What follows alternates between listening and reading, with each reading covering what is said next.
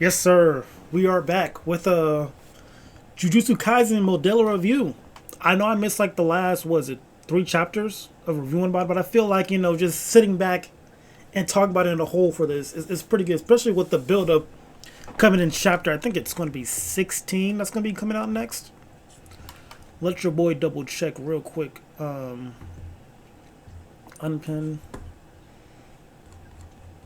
Yeah, we're on chapter. Yeah, we're on chapter 15 because I said 3. So yeah, chapter 16. That's gonna be gas for sure. So yeah, last chapter we reviewed was chapter 12. This time we're going to talk about chapter 13 through 15. And let me say, all these chapters back to back, it was super good, man. Like it's the whole story starting to like come together, and like the thing about JJK right now, especially like this JJK Shippuden, like it feels super smooth. It doesn't feel rushed. It doesn't feel like it's dragging. The pacing is on point right now. Like I just gotta say that out the gate. Like the pacing is on point, especially for this being like kind of like, yeah, you can say it's like kind of like a mini series. Like it's doing everything pretty well. Like we got a pretty good premise at the beginning of it being aliens came to Earth. We got to interact with the aliens and whatnot. Try to become one, almost like have like this community with them. And it's also 70 plus years in the future too. So we're with the grandkids of them of like Utah and everybody and whatnot. So like it's really good. I like it a lot. So moving on. So chapter 13 was kind of like the aftermath of Cross getting lit up. You know what I mean?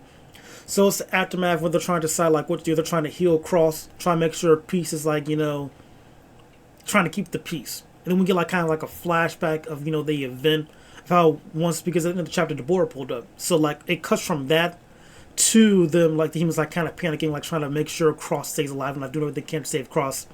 They really can't do anything with Cross. And then we cut to like the end of the chapter kind of like Deborah pulling up, asking what's going to happen. And then the guy who shot Cross, he loses an arm too, like trying to blame it on this Sumerian, saying like he's trying to pull a sword on us, yada yada yada. Deborah just rips off his arm. Then old boy like uses his like curse techniques like stop Deborah, but like it's not working. Deborah like just walk through the curse because as you know like curse speech like kind of like you do what you say or you say something the person's supposed to do it. And all he told Deborah to do was like to stop moving, but like even that simple curse or speech was like causing too much damage to him and whatnot. Because like the stronger the word is, the more damage it does to you and whatnot. So the point is, it's just showing off like how strong Deborah is. He was asked for like to pay back for Cross getting hurt. He wants to take the lives of like all God's subordinates. And they was playing for Deborah not to do this and whatnot. Deborah got a flashback of what was man's? Is it Dula? It's not. His name wasn't Dula, bro. What was dude's name? That was like Deborah's friend. We'll go back a few chapters because I want to get it right. 12. Not you. It was a minute ago. Jesus Christ. That was the fight.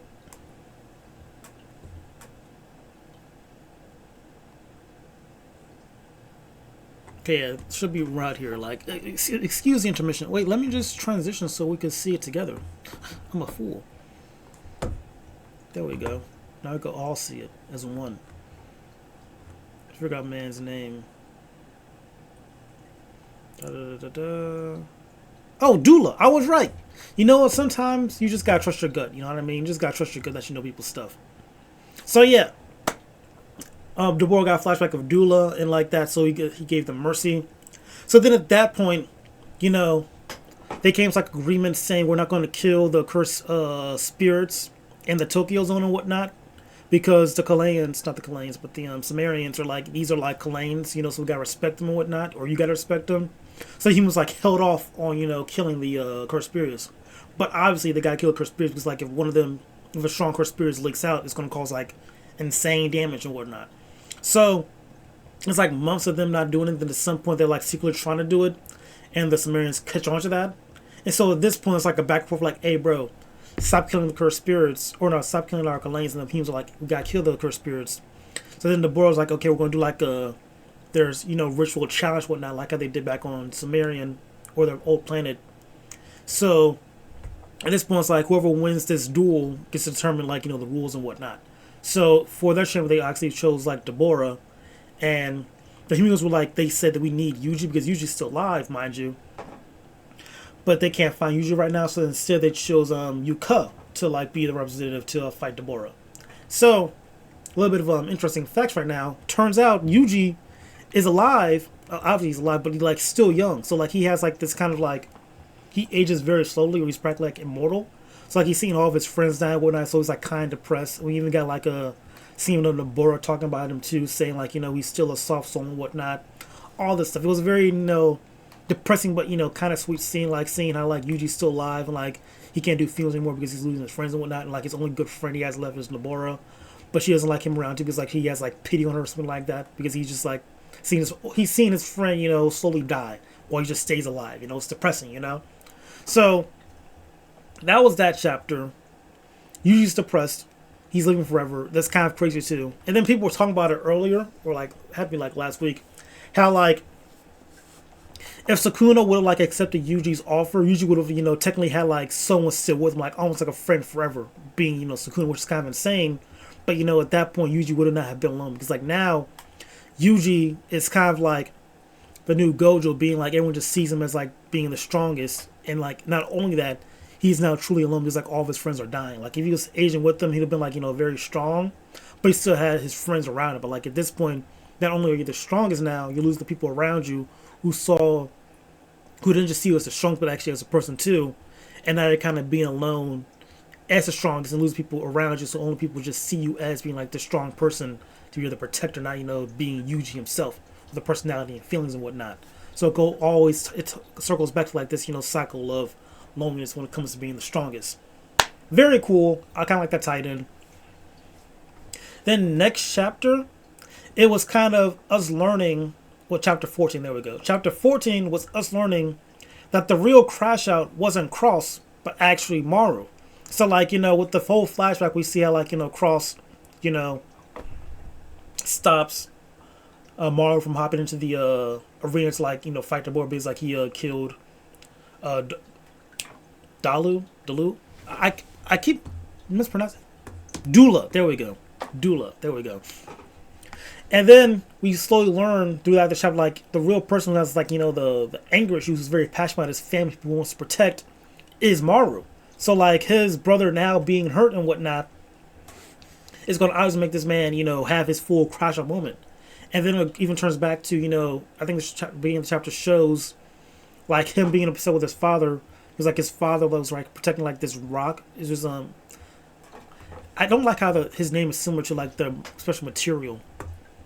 Let's go to it. What's it called?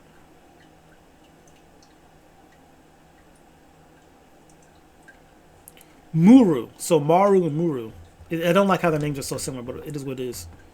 So if we remember back at the beginning, like during the flashback for Cross and Maru's flashback, their father had like some Muru rock and wanted to protect the rock and whatnot. Turns out, Maru figured out that it was just an ordinary rock. It wasn't Muru, so his dad kind of died for nothing. You know what I mean? So Maru was very upset about that, destroyed the rock, you know, and saying like, you know, kind of like lying to his brother, saying like, just destroying the rock just to prove a point or something like that. And then like we learn more in the chat, like, you know, he is the warrior, like he's supposed to be like the warrior, supposed to protect the people and whatnot, and he's like kind of similar to his dad as well. Just like a lot of layers to Maru right now, showing how his mentality was not like a mask, but like him doing like his warrior duties and whatnot, and like him trying to be like not better, but like a balance. I feel like, no, was it like a mask then?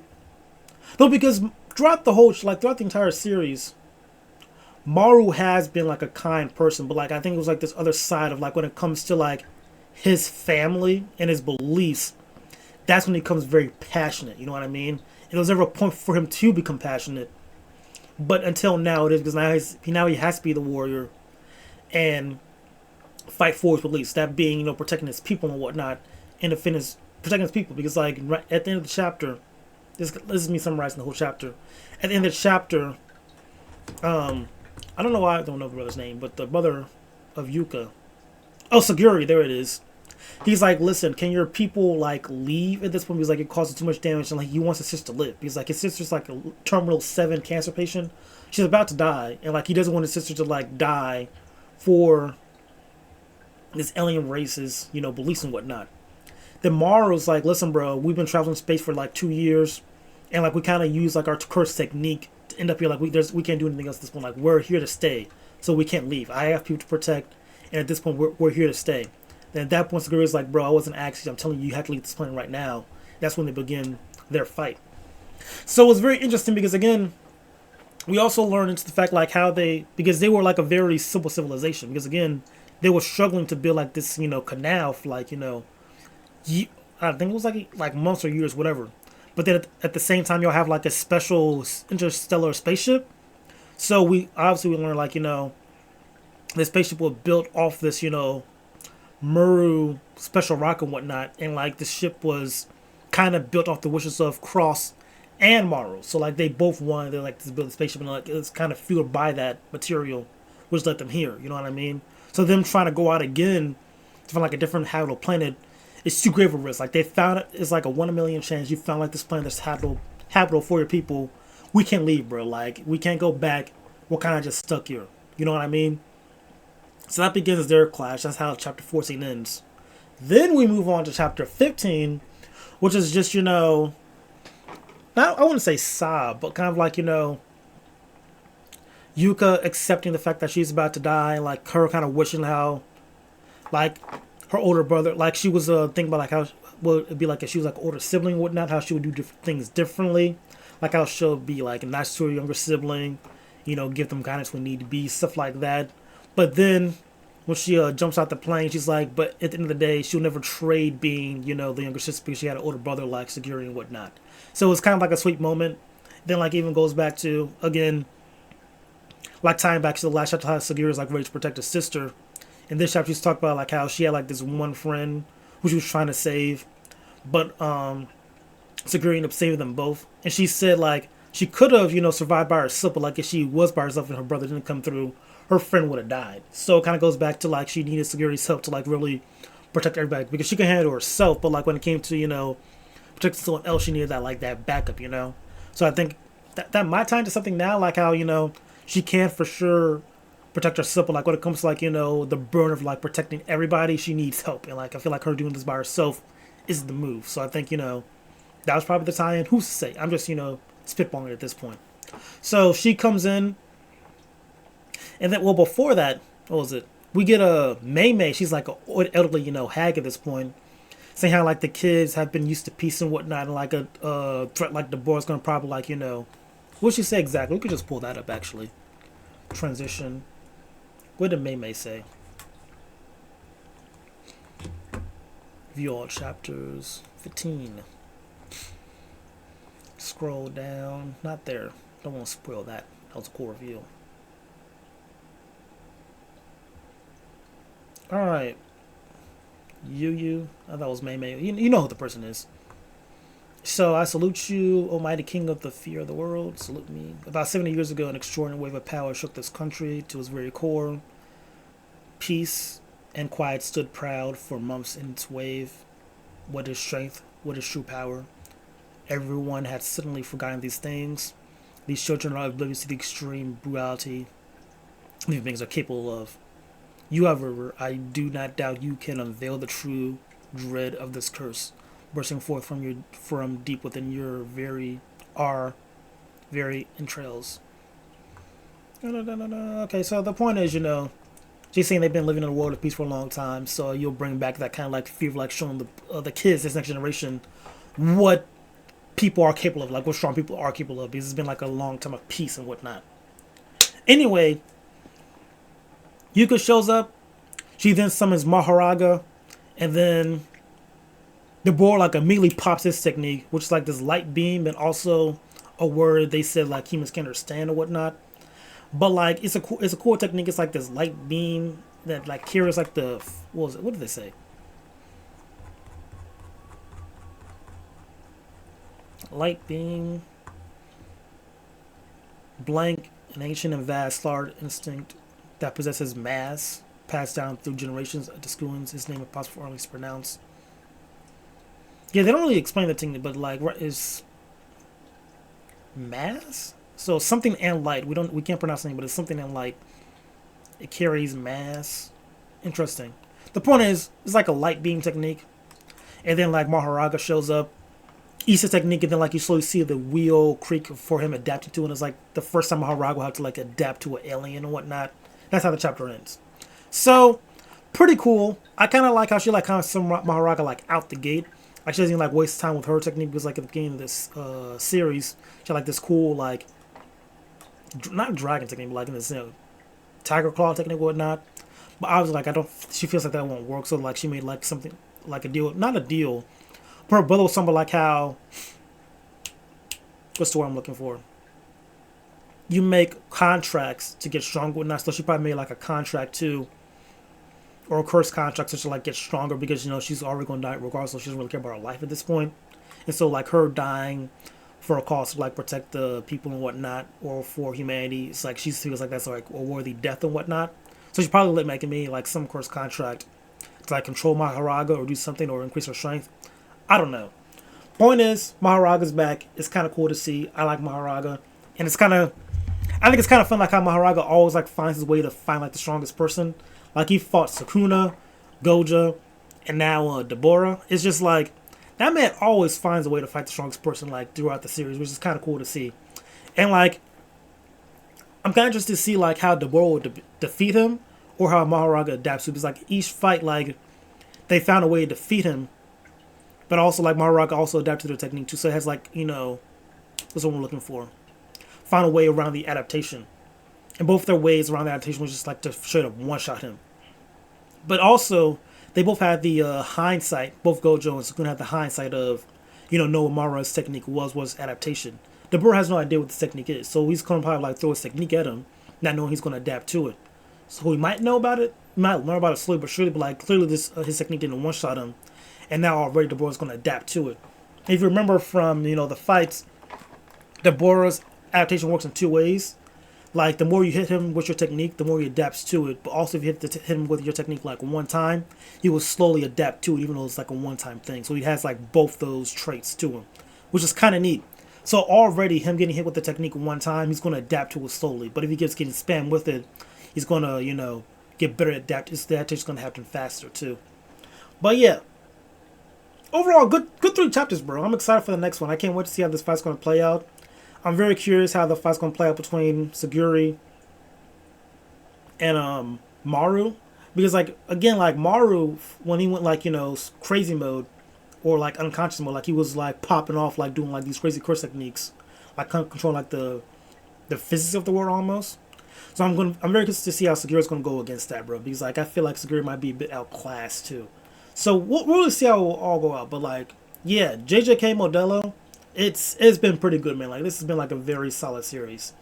And I have yet for like 18 minutes. Jesus Christ. Listen, that's it for the video.